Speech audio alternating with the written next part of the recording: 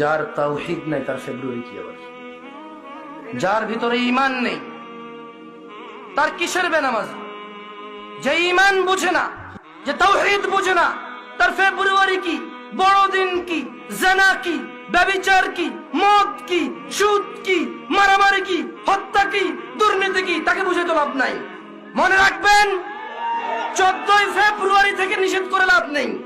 কারণ 14ই ফেব্রুয়ারি ওই সকল মানুষ যায় যারা তাদের রবকে বোঝেনি। মনে রাখবেন, আমি আজকে রবের সাথে পরিচয় করে দিয়েছি এদের। এরা যদি মনে করে 14ই ফেব্রুয়ারি যাবে আর ওদের মৃত্যু হবে ওই অবস্থায়, আর তাদের কোন ওলি মুর্শিদ আছে যে তাদের কবরে যাবে 14ই ফেব্রুয়ারির ওই ও নষ্টপনা, নোংরা ও অশ্লীলতার ওখানে গিয়ে তাদের কবরে গিয়ে কেউ তাদের রক্ষা করবে, ওলি আর মুর্শিদা আছে, আমি আর আপনি কি করতে পারি? এখানে দেখা যাবে সেদিন, যেদিন বিচার হবে, মানুষ আল্লাহর সামনে আসবে এককভাবে, একা একা।